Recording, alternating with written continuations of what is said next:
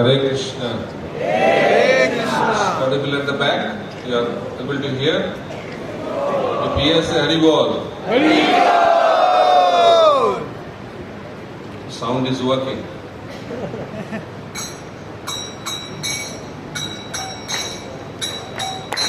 Jaya Radha Madhava Kunja Bihari.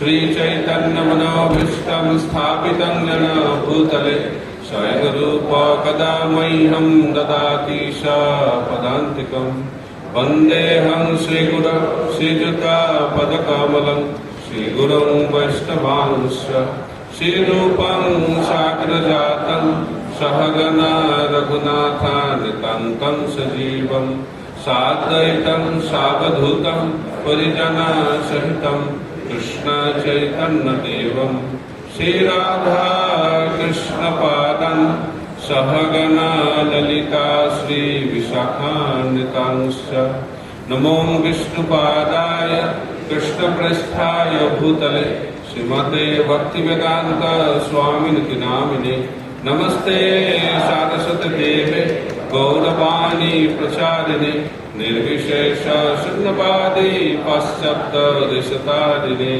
Pancha Kalpataru Brasya Kripasya Hare Krishna Krishna Krishna Hare Hare Hare Rama Hare Rama Rama Rama Hare Hare. So welcome all of you. And hope you are comfortably situated after overnight journey and other long journey. Hope you are able to hear with open eyes, open ears and open heart. Thank you so much. So today and tomorrow we'll be discussing from the 7th canto of Srimad Bhagavatam, where Sukadeva Goswami explains about the appearance of Lord Nrsimhadev and Prahlad Maharaj, and also Hiranyakashipu. All three are closely connected. So most of the sections of Srimad Bhagavatam, of 7th canto of Srimad Bhagavatam, talks about Hiranyakashipu. There little less is on Prahlad Maharaj and very less on Lord Nrsimhadev. So Nrsimhadev is very important. I think Prahlad Maharaj is more important. And according to the number of chapters, Hiranyakashipu is most important. So Hiranyakashipu will be spoken by Radheshyam Prabhu today in the afternoon session, and I will be speaking now on Prahlad Maharaj.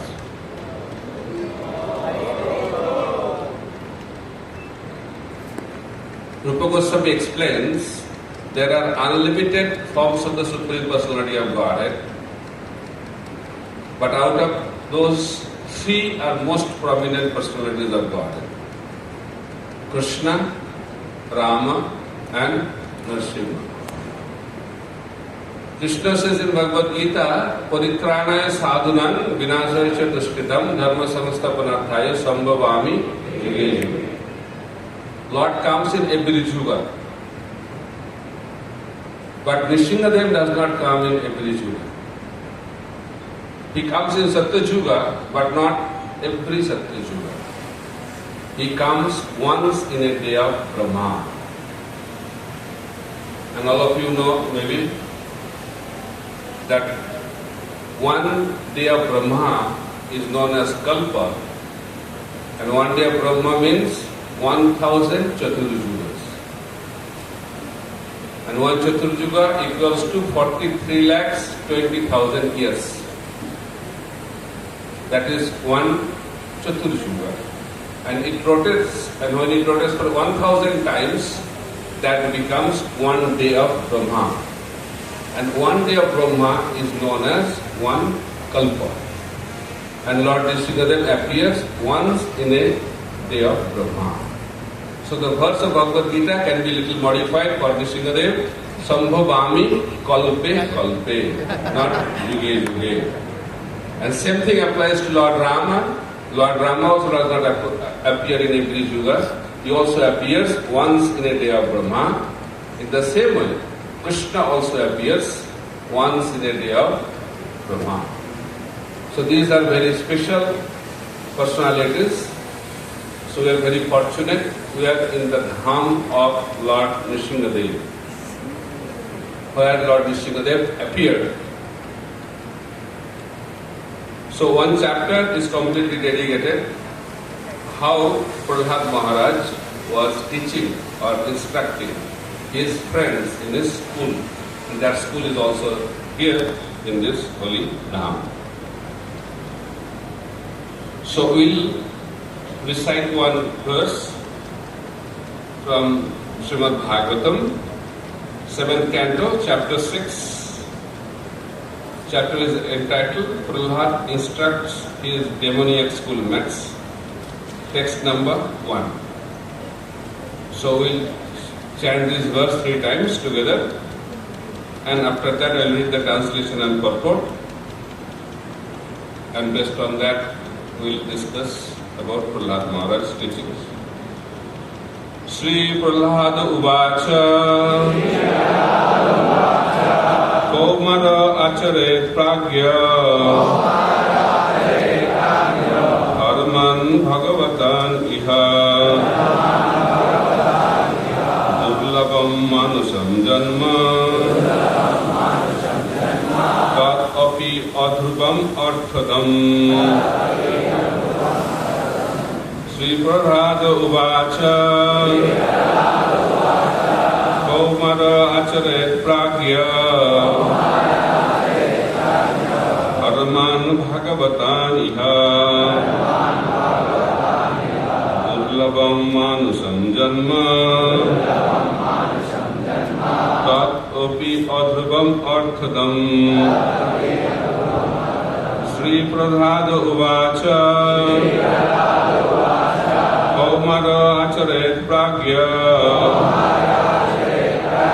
Harman Bhagavatan Iha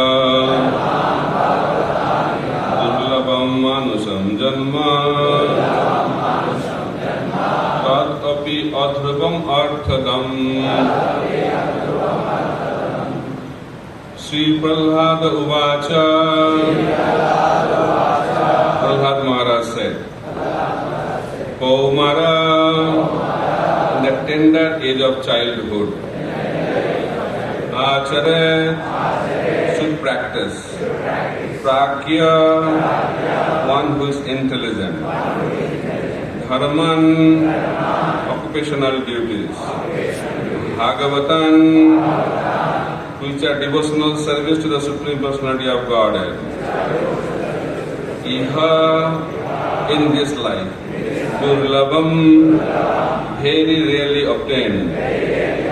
Manusam, human. Janma, birth. Tad, that. Api, even. Adhrubam, impermanent, temporary.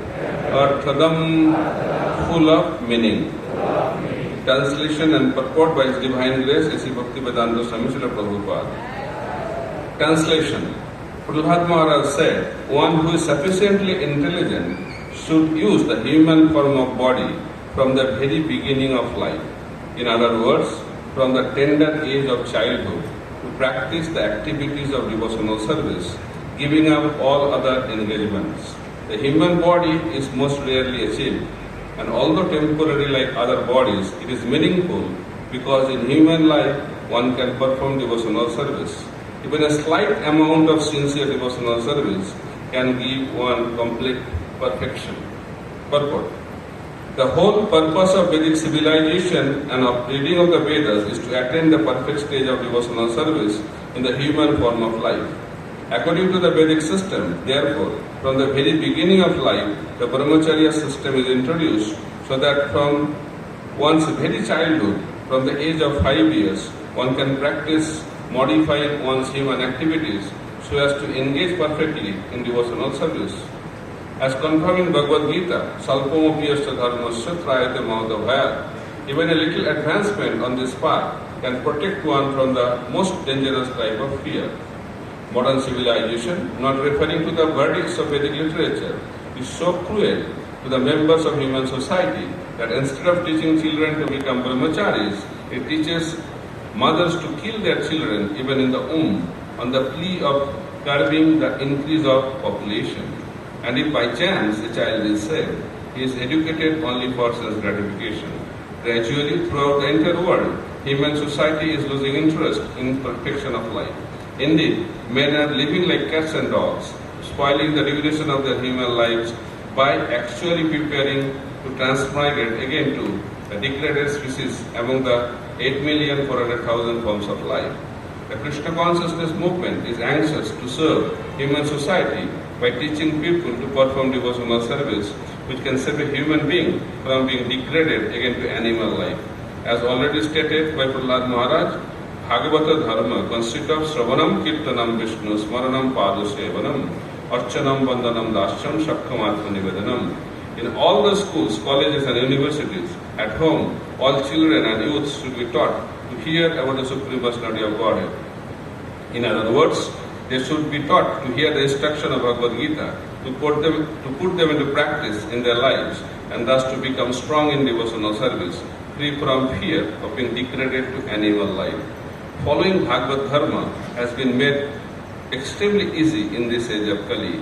The Shastra says, Harinama, Harinama, Harinamaiva Kevalam, Kalau Nastyabhya, Nastyabhya. One need only chant the Hare Krishna Mahamantra.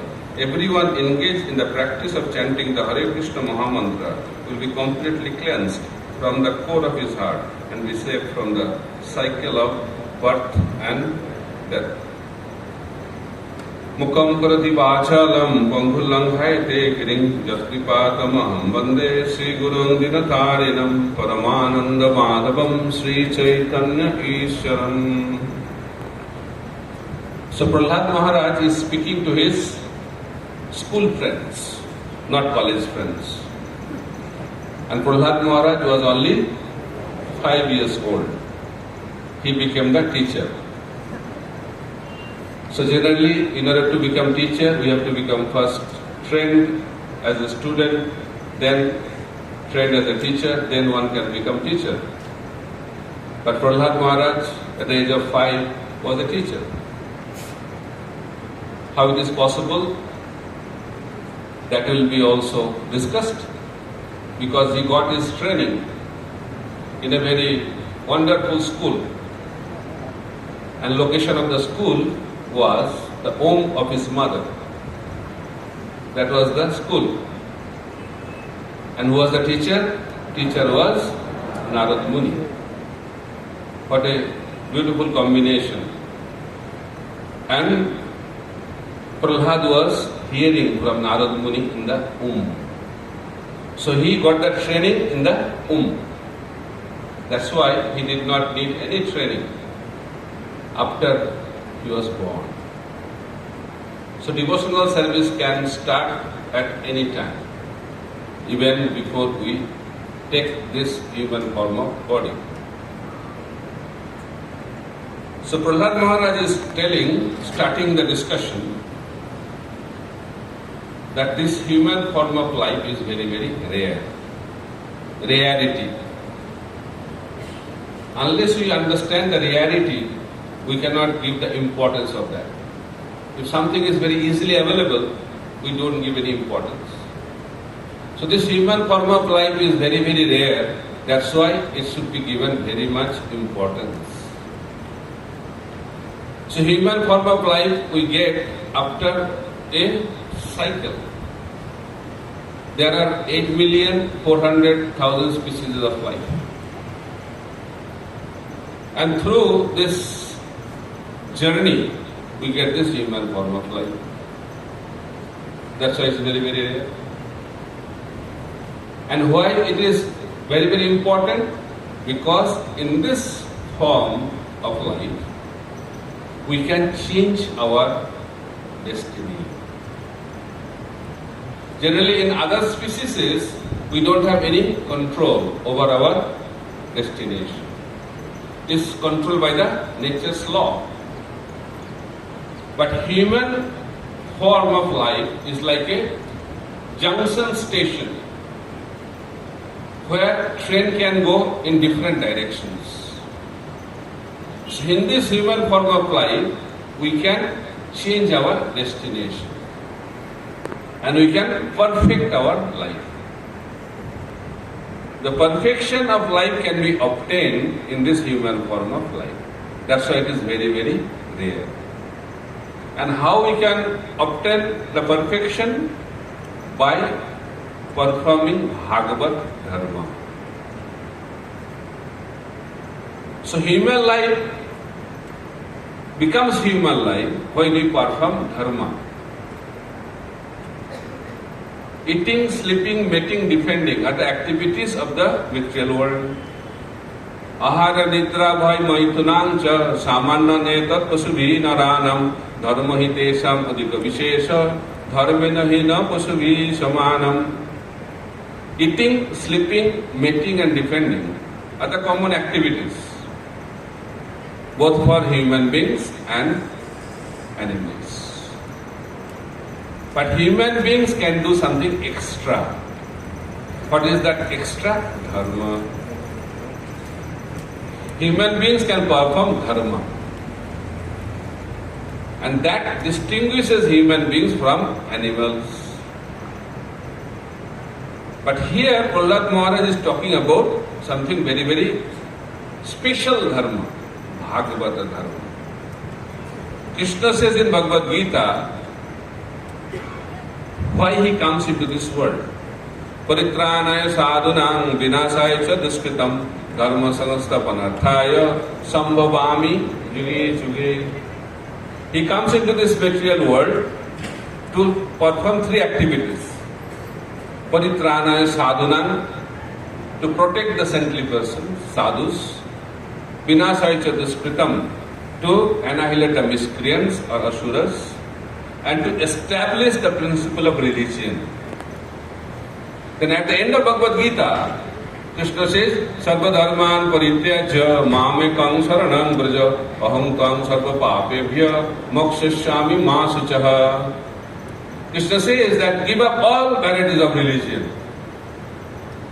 At the beginning of Bhagavad Gita, he says he comes to establish religion, but at the end of Bhagavad Gita, he is telling give up all religion. Then there is some confusion. He comes to establish religious principles, but he is telling give up all religious practices. Then there must be some different kinds of dharma. Dharma related to the body and dharma related to the soul. So Bhagavad dharma is related to the soul. And Varnashram dharma is related to the body. We have so many duties in this world to maintain our body. That is Varnashram Dharma. But Bhagavad Dharma is related to the soul. So Prahlad Maharaj is talking about Bhagavad Dharma. Srimad Bhagavatam also explained, Sabai Pumsa Pada Dharma Jato Bhaktir Adhak Saje Ahoituki Apratihata Jayatma Suprasidati. We all want to experience happiness or bliss or satisfaction in our life. Right? How many of you are on the same page? Please raise your hand. Thank you. Many people want to be miserable also. Same question I asked in the college. One student said, I want to be miserable. So everybody wants to become different. So here we are on the same page. We all want to experience satisfaction, bliss, happiness in our life. But that satisfaction comes from the experience of the soul. There are 3 levels of experience. Experience of the body, experience of the mind, and experience of the soul. So experience of the body is known as happiness, sukha. Then experience of the mind is known as peace, santi. Then experience of the soul is known as bliss, which is known as ananda. So ananda, bliss is not part of the material world, because soul is also not part of this material world. But happiness also is very difficult in this world to get, because Krishna has declared this world as dukkhalayam. Why dukkhalayam? Ashashtam. Everything is temporary in this world. Whatever is temporary cannot give us happiness. Whatever is permanent can give us happiness. This world is temporary by nature. That's why we get only miseries in this world. But we want to be happy. How people become happy? When miseries are reduced. In early days, the king used to punish the criminals by putting them into the water.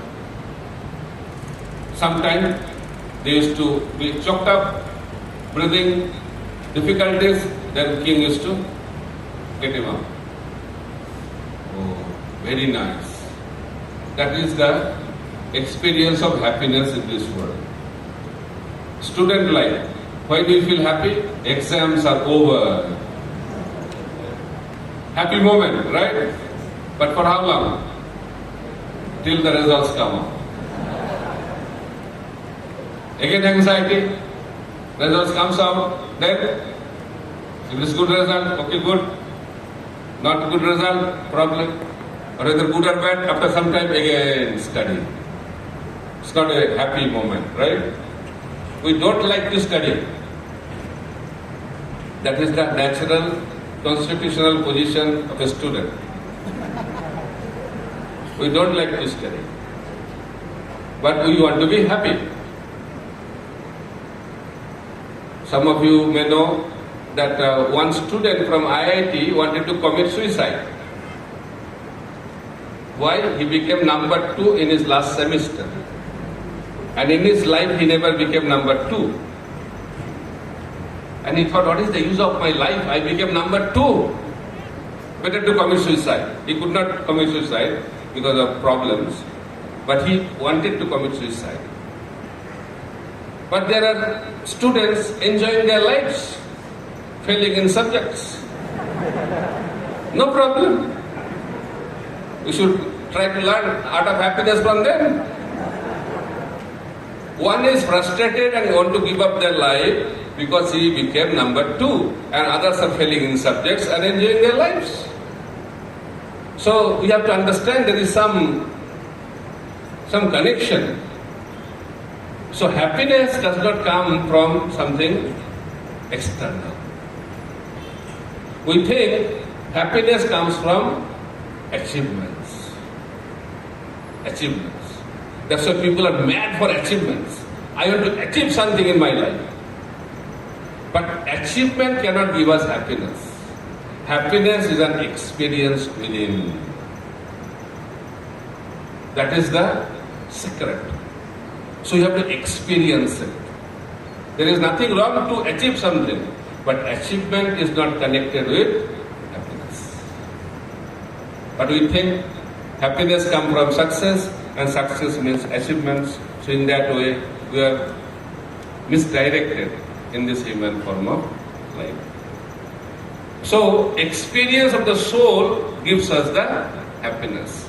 And that's why dharma of the soul should be understood. And what is the dharma of the soul? Dharma of the soul is to love someone and to be loved by someone. That is the dharma of the soul. And that is taught by Prahlad Maharaj. So we are trying to love, right? Because that is our natural tendency. But the object of love is not understood by us. We have to know who is the object of our love. And that is the message of Bhagavad Dharma. Bhagavad Dharma teaches us who is the object of love. Sabai pungsha para dharma jato bhaktir adhaksha. When we connect our activities with the Supreme Personality of God, that is known as Bhakti. That is para dharma. That is the topmost religious activity of the soul. Sabai pungsha para dharma jato bhaktir adhaksha. We have to perform devotional service towards the Supreme Personality of God. That is Bhagavad Dharma. So Prahlad Maharaj is teaching that dharma to his school friends. And he is telling this devotional service should begin at the age of 5. Kaumaram acharet pragya. Why not 50? Why 5? Many people in this world, they believe that young age is for enjoyment, and when we become old, that time we can perform bhakti. It's a common practice. Early days, generally India, not educated boys were joining. So one boy joined. After completing his education, he joined. And father came to the temple very angry. Very angry. He said, "You don't have any brain? You recruited my son? You know how much I spent on him? Now is the time for him. Was the time? Time for him to earn money, get married. Then when he will become like me, that time he can join the temple."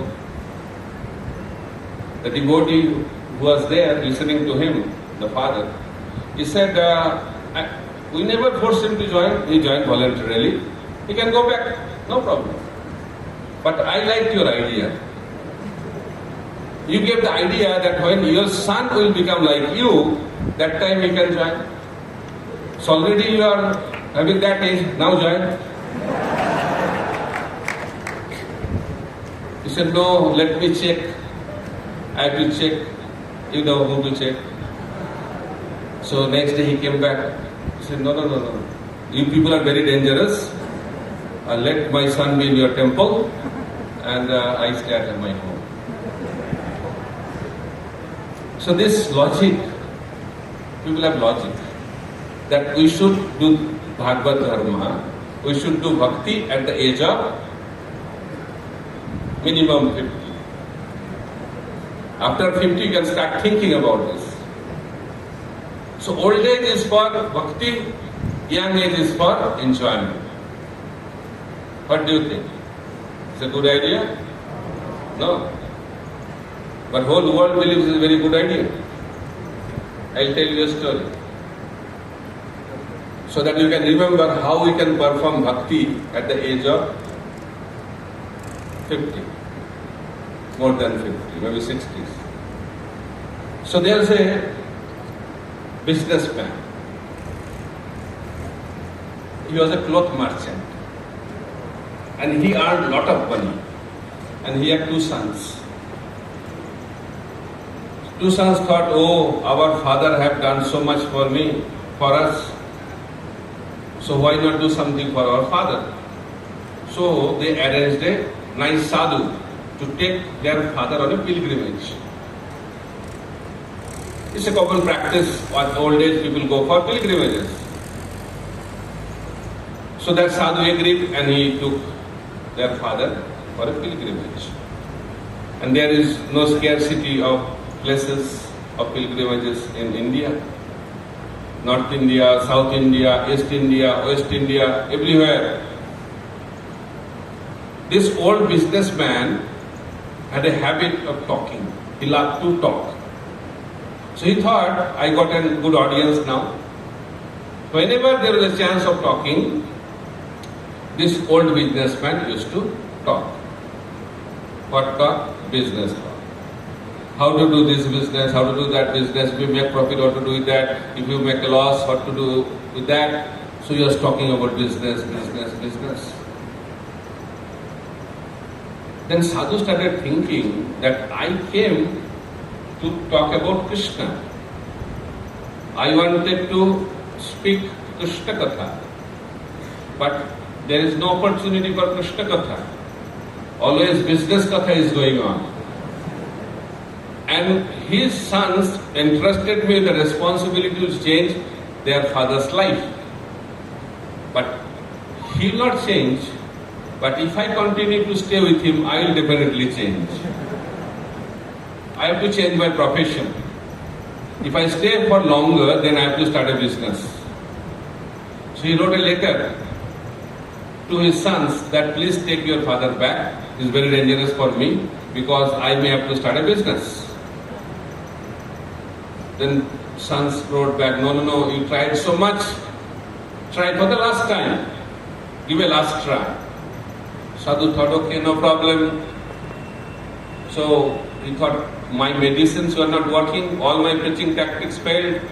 So I have to use the most important medicine. He thought I will take him to a crematorium. Because when somebody goes to the crematorium, he develops some detachment. Everything is temporary. He is dying, she is dying, I have to die also. Everything is temporary in this world. This is known as crematorium renunciation, Sashan Vairagya. So sadhu thought maybe this medicine will work. So he took that old businessman to Varanasi, Kashi. And in Kashi there are many crematoriums. So sadhu brought him to the biggest crematorium. And he told him to sit down. He sat down. And sadhu was sitting a little distance and watching the reaction of that businessman. After some time, sadhu observed that the businessman was crying. So he became enthusiastic in his preaching. So now my medicine is working. So enthusiastically he approached that old businessman. He said, why are you crying? He said, I am crying because I have wasted my life. He became more enthusiastic. He said, why you are thinking you have wasted your life? He said, I did not know.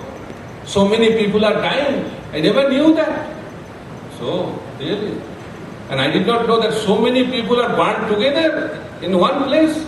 I did not have any idea about that. And I did not know also that so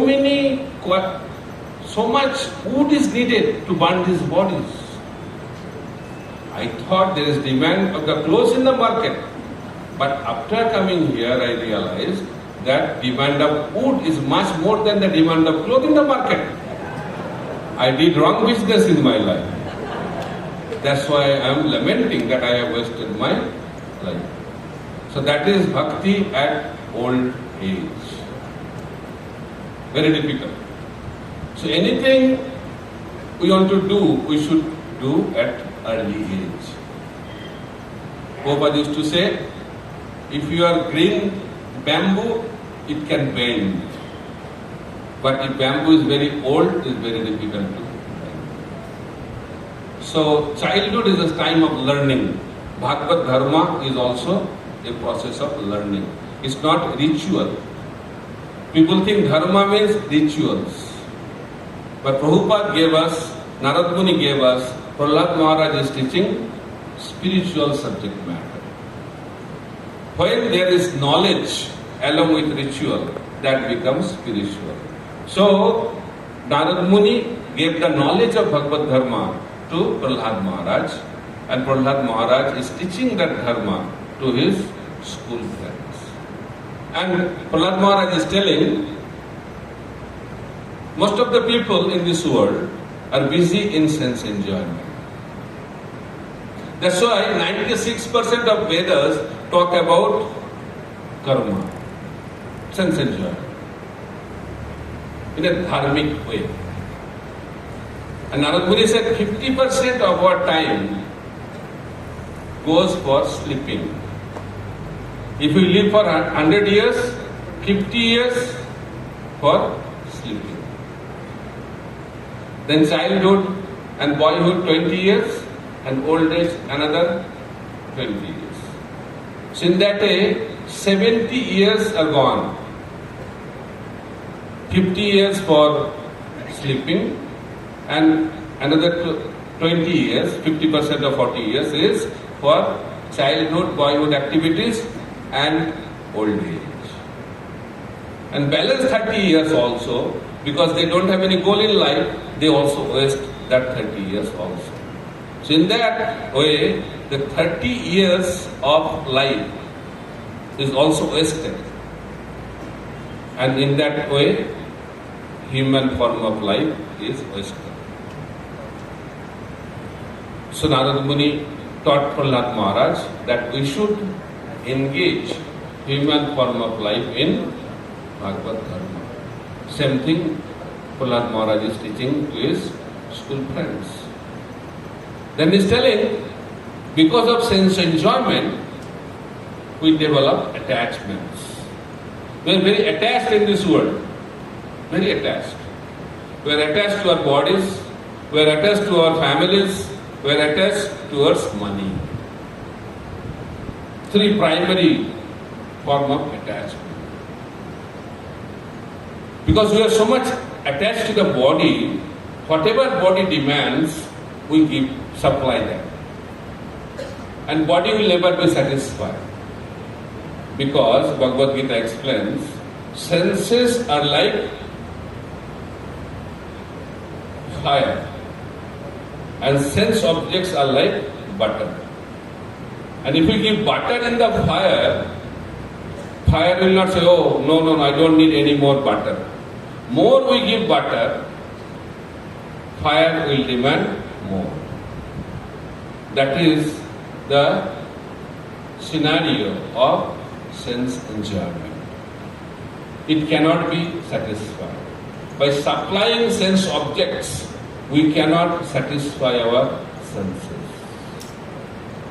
We cannot extinguish fire by supplying butter.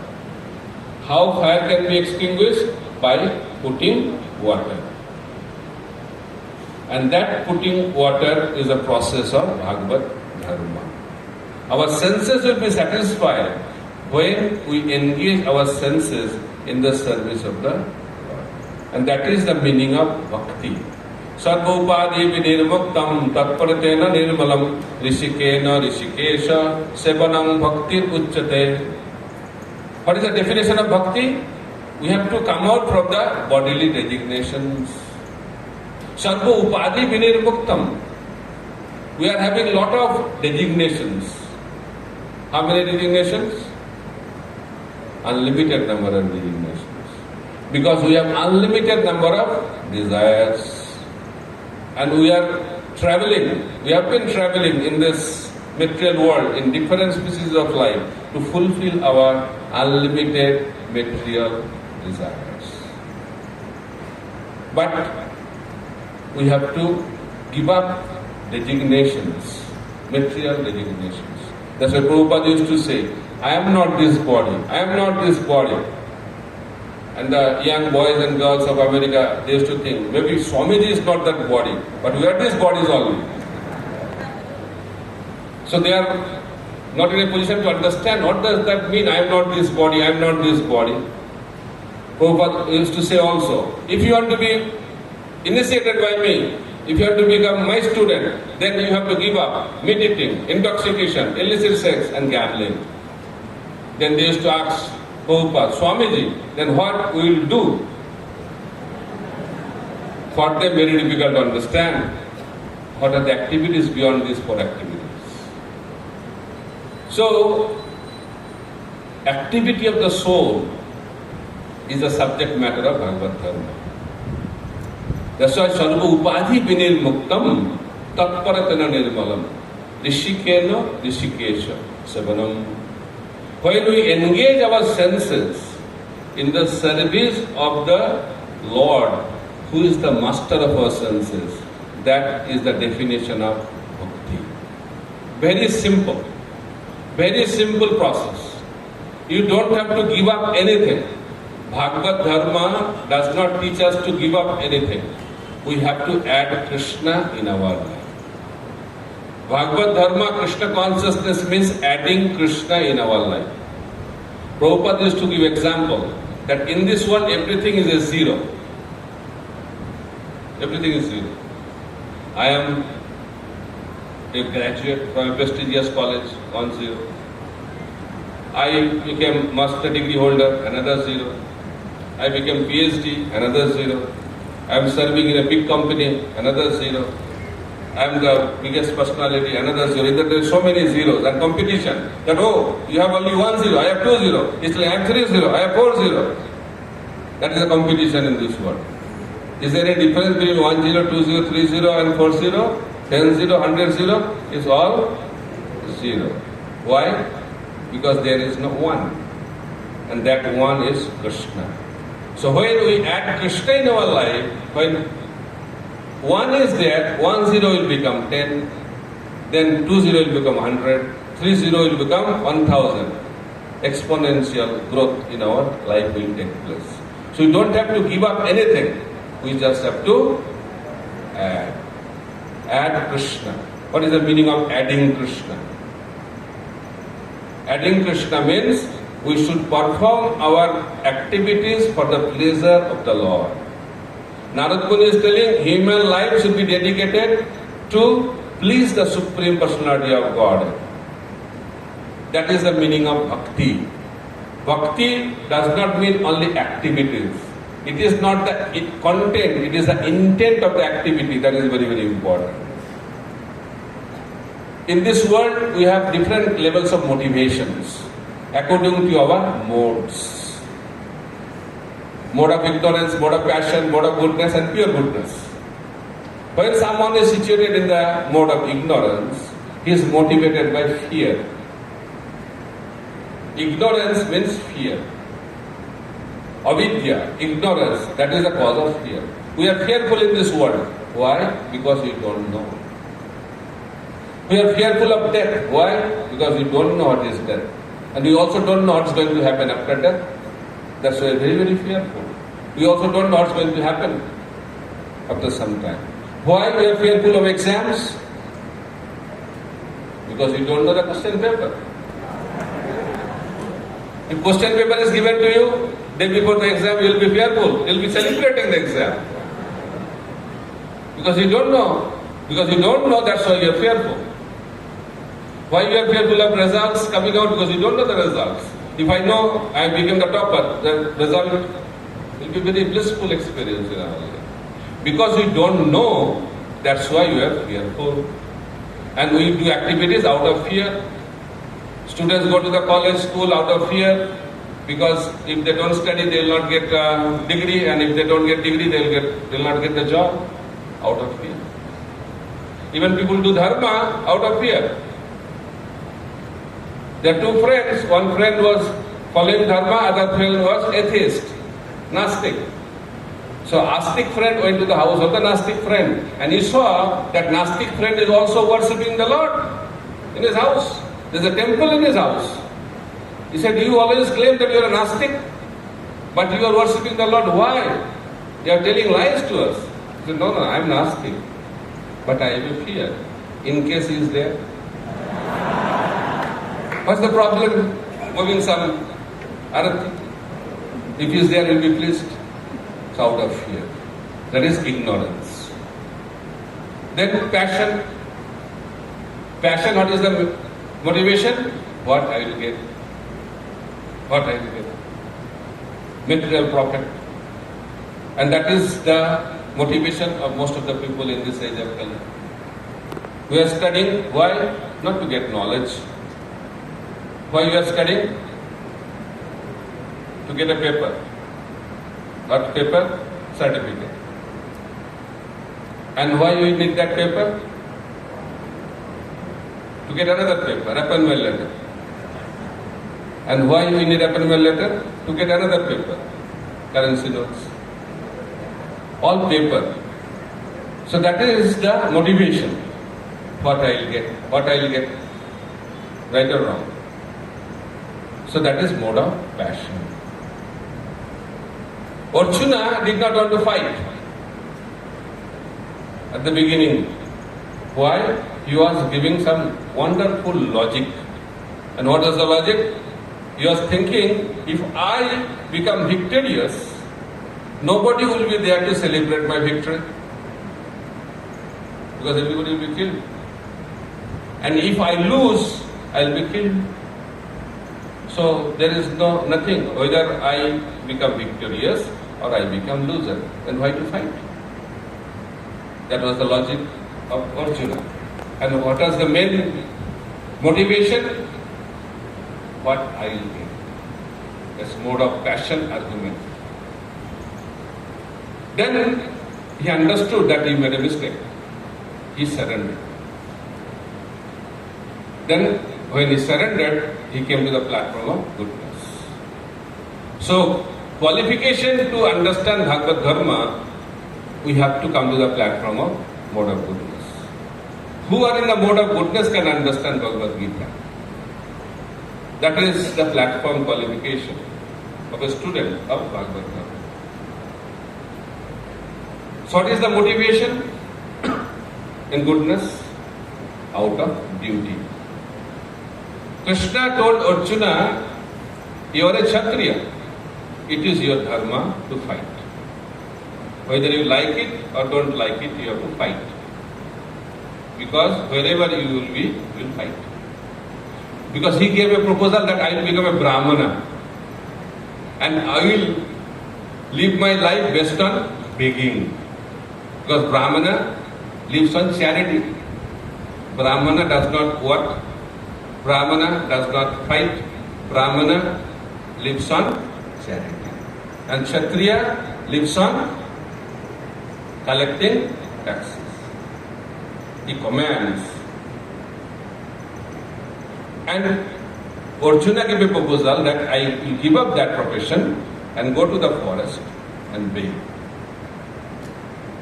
If you are a Kshatriya, if you go to the forest and if you beg and if nobody gives, you will fight. Why you are not giving? Because you are Kshatriya. The Brahmana has to tolerate. If someone gives, okay. Doesn't give, okay.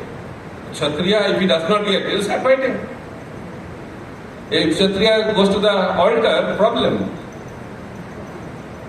In order to be on the altar, you should be a Brahmana, right? Otherwise, there will be fight among the pujaris.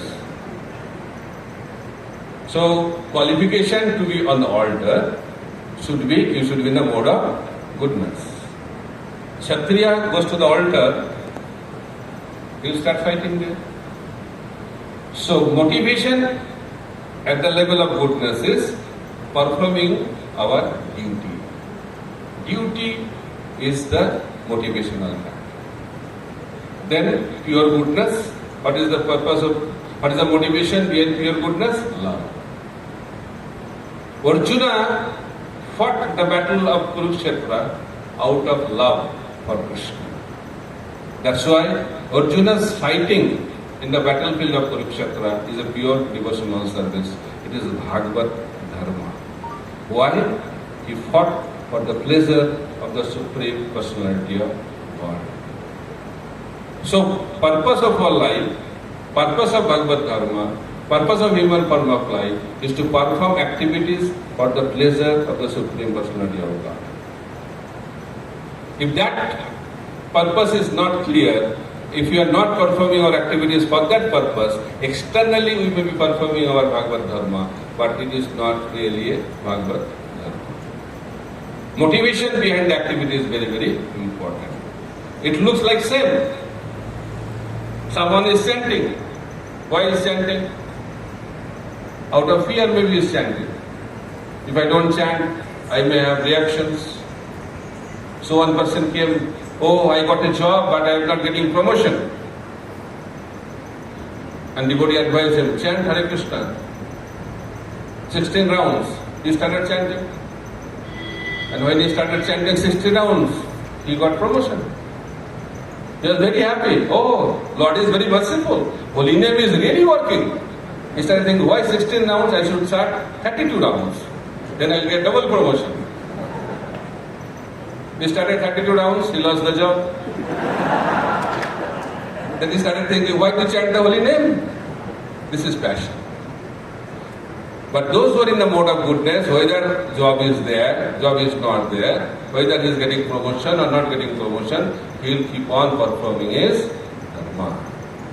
That is called goodness. That is the minimum platform to render Bhagavad Dharma. We have to be detached from the results. So,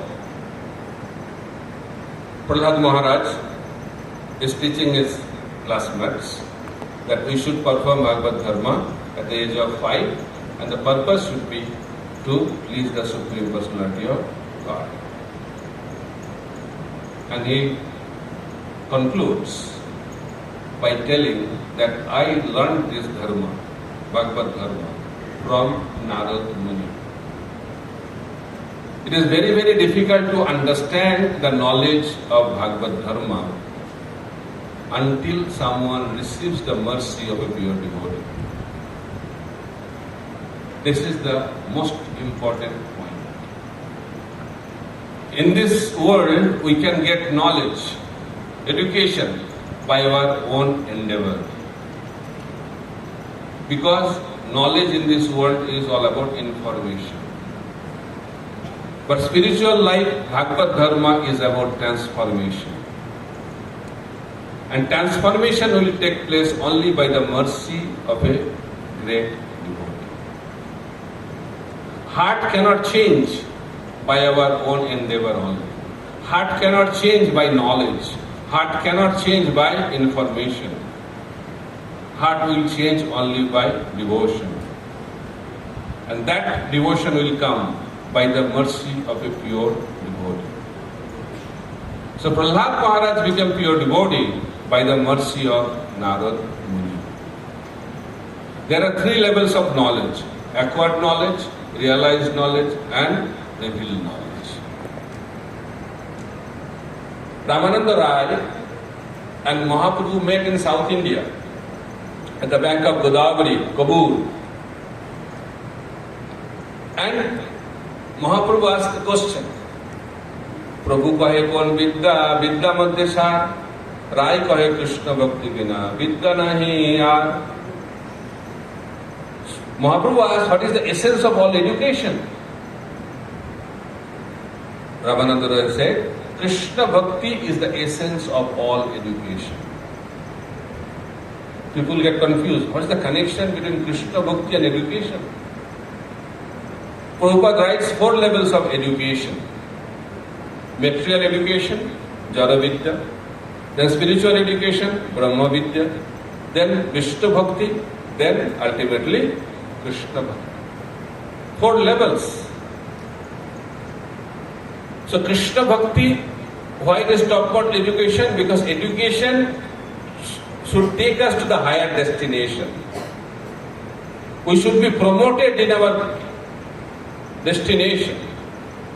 When we only have Jara Vidya, material education, we can be only in this material world. But beyond the material world is spiritual world, and in between material world and spiritual world is Brahma Jyoti. Through the process of Brahma Vidya, we can go to the spiritual Brahma Jyoti, which is in between material world and spiritual world. And when you do Krishna Bhakti, we enter into Vaikuntha planet. And when we do Krishna Bhakti, we go to Krishna planet, Goloka Vrindavan. So acquired knowledge is information. By hearing, by reading, by taking notes, different ways we get information, accumulation of information. That is called acquired knowledge. And when we apply that knowledge in our life, then that becomes realized knowledge. Application of knowledge is very, very important. That's why Prabhupada said, I have established this Krishna consciousness movement to give the opportunity to render service to the Lord. Only studying, we cannot get realization. We have to have practice. What kind of practice? Devotional service. Practical devotional service. The Vice Chancellor of Varanasi came to meet Srila Bhakti Siddhanta Saraswati Prabhupada and he started asking questions. Saraswati Thakur Prabhupada said, I am very busy today, but your questions can be answered by my disciples. And he asked, where are your disciples? He said, next door. So he went to the next door, that was the deity kitchen. And all the disciples are cleaning the deity kitchen.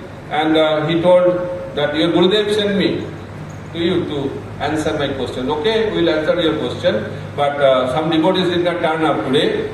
So if you join, then you can clean the kitchen quickly. Then we can answer your question. Somehow, he started cleaning the kitchen. After cleaning, service was over. Then the disciple asked, you can ask your question now. Then Vice Chancellor said, I don't have any question. I got all the answers. How? Because of practical devotional service. So Bhagavad Dharma is not an academic expertise. Oh, I know Bhagavad Gita. I know all the 700 verses of Bhagavad Gita. I know all the 18,000 verses of Bhagavad Gita. As it is, I can chant all those verses. You can chant all the verses, but you will not know. Because this knowledge is spiritual knowledge. And that will be possible only by the realization. And realization will come through practical devotional service in humble state of mind. Humility is knowledge. Ego is ignorance. So, ego comes from ignorance.